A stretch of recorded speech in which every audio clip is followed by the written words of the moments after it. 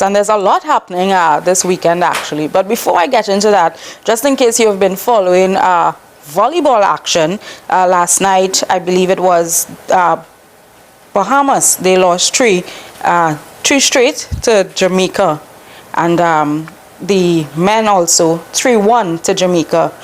Yeah, and Trinidad and Tobago, unfortunately, we lost 3-1 to Barbados. So, you know, you still go out and support. We're flying the red, black, and white no matter what. Bahamas men won. And the Bahamas men won at the end of the day for that game last night. This weekend, hardcore, for those of you who are into the course events where you climb underneath like an army man. You know, these hardcore events. That's why it's named hardcore. The Hardcore Caribbean event is taking place in Santa Cruz, and that is August 10th. Also, you have the Benefit Cup, the Altruistic Benefit Cup 2. That's happening. The venue has been changed. It's no longer at the Hazley Crawford Stadium. It's now at the Atto Bolden Stadium, and it starts from 5 p.m. The gates open at 3 p.m. So remember, it's the Altruistic Benefit Cup. And it's $50 a ticket. You go out and you support. It's football. You get to see some of your favorite artists play. You get to see them in action. You know, you hear them talking football, but you get to actually see them put their mouth to the ground. And some would say, so go out and support it. Remember, it's supporting cancer. They're supporting the Cancer Foundation. The $50 goes straight to the Cancer Foundation. So it's a great cause, so be a part of it. Now, as I said, hardcore is happening. So here's a short clip that we're going to play for you, just so you can see what took place last year at hardcore. Take a look at this.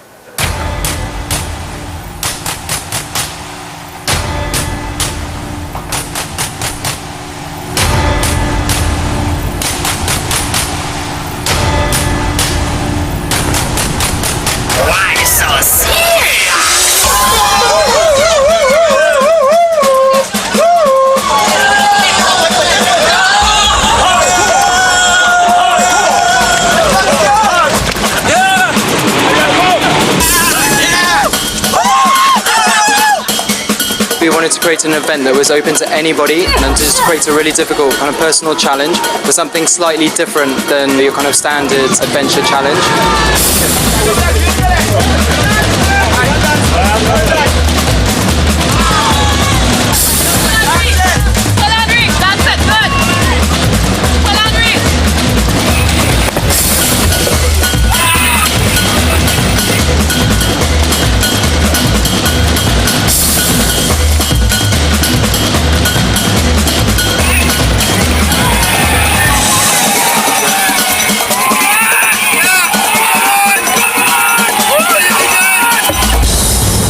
WTF. The scariest obstacle we have on the course today. Why? Because when competitors go through, they will be met with 10,000 volts of electricity.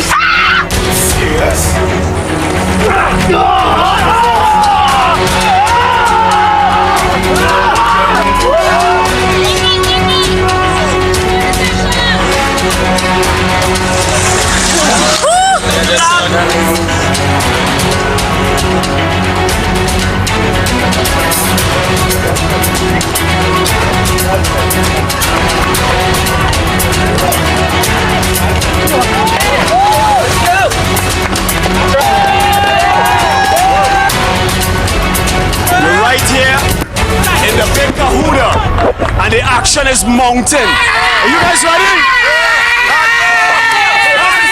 Right there.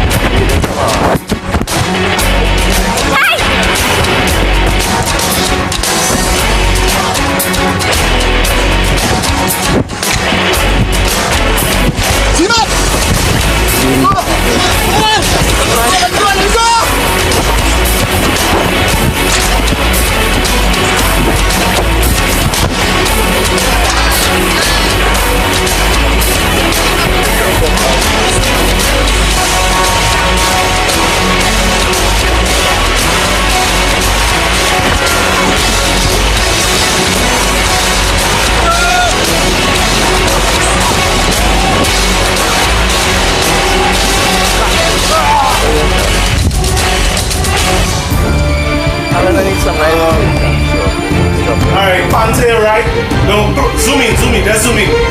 Zoom in.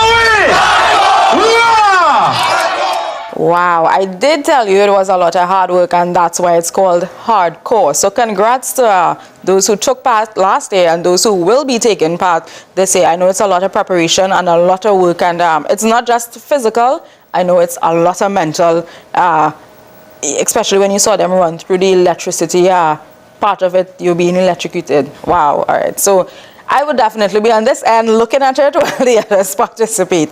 And here's a gentleman on set with me who knows everything about exercise, mental fitness, physical fitness, and Marcus Rullow. And he's the owner, and he's also an instructor, and he's the owner of BBM, Buddy by Marcus. Marcus, welcome to the set. Well, thanks for having me, Melissa. Oh gosh, I don't know what to say after that introduction. The thing about fitness, like I said, is hard work. It's fun, especially when you get to see the results into how much work you put into. And I had the chance of being a part of Hardcore last year. Right. It's a tremendous, outtake with regards to what it could do and how people put together with the help of the Army also. Right. To bring a production as big as that in Trinidad and Tobago. The courses, the obstacles, the camaraderie. Right. And the guy who has the wheelchair, main event, he's a guy who has provided a lot of inspiration to the other competitors when they were working out there. You could have seen it in their eyes that they wanted to do something. Wow. So if you want to get involved with hardcore, I would advise that you begin first by taking care of your body in terms of eating well. Right. Number one, and then everything else would happen. From there. Yeah, because you need a lot of, supplemental intake, the right food, caloric intake, input, output, all these different things. And I think that's a fact. I like the way that you're bringing that up, because a lot of people think it's just a lot of, let me go to the gym, let me work out, let me get that done, but their diet is not in place. I see you face that a lot. What can I say? This is Trinidad and Tobago and worldwide. A lot of people do struggle with eating and eating right. And they reach so far that they're afraid to eat food, and it shouldn't be. Last week I was watching a program in France when they were showing us how to eat right. And they're doing it by portion size. Right. Portion size have a lot to do with it, but in Trinidad and Tobago, where we have everything really readily available, especially the fast foods, which are cheaper. Yeah. But to eat right, it's more expensive. Amazing. But they keep us employed, us the instructors. So you just have to know what you're eating and get the right, information available so you could sustain. Would you say that there are foods that we should stay away from, though? It depends on the person's weight. Right. It depends on the person's ability to sustain for a long period of time. Say, for instance, myself, I eat just about anything. A lot of my members in the gym, they get mad at me for eating cakes, ice cream, roti. All the good things. Everything that's good, chocolate. Oh my. From time to time, I'll have a beverage. Right. And all goes down well with me, but it wouldn't apply to anybody else like that. Reason is, I expend a lot of energy. Right. So I need to put back my calories inside of me. Let's say I burn over about 2,500 calories per day. My food intake has to be that. And it comes not just from a proper diet, when I say like your potatoes, your rice, your chicken, your beans, your salad. Right. It comes also from the bad calories, as we would say. So, yes, I eat well. It's not bad. Right. It's just different. But it's applicable to knowing the dynamics of your body. Right. And I like that because I can imagine I'm hearing some people sitting there saying, you see, he eating chocolate, he eating the roti. But again, if you're not exercising or putting back out that, then... Absolutely. It will just, especially for a lot of women, the stomach. Yes. It remains there. And a lot of other ladies, you know, the legs tend to get bigger. Yeah. And all of the food that they take and the exercise that they're putting out, it remains because they are closet eaters as well. Why did you decide to become a personal trainer, though, Marcus? Wow. All my life, I've known sports to begin with. And it has the development since my dad, who had a club in Twin City, along with some other people, notable people, Arthur Jack Brown, the deceased. And through the club called Twin City United, we builded a group of people who wanted to reach far with sports, including Stern John, Kelvin Jack, Kevin Jeffrey. If I missed any one of you guys, sorry.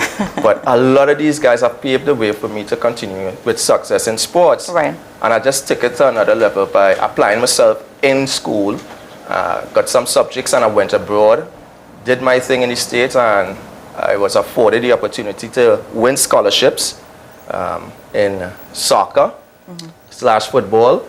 And I qualified and I gained 2 degrees. One is in sports and exercise science, which really is the study of the biomechanics of the human body, kinesiology. And then I furthered it in my latter 2 more years, and I did a master's in communication. So sports has paved the avenue for success for me. Literally, and a lot of the young people need to understand it's just not one way most of the times. If your parents and them have a business and they're thriving and you part of that and you can play sports, good. Right. But there's a big but. Yeah. You know? And of course, I like the way you brought in, and it's something I was saying earlier on. A lot of people think that athletes or people who are physically it's just a physical thing, but of course, there is the mental aspect of it. As I mentioned with the tennis, they're not just athletes; they're educated athletes. Oh, absolutely. And of course, it falls the same for you.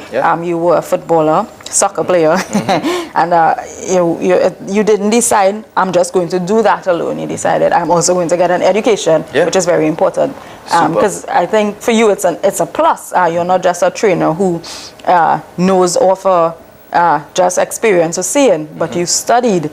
So there's a lot more science that you can assist with.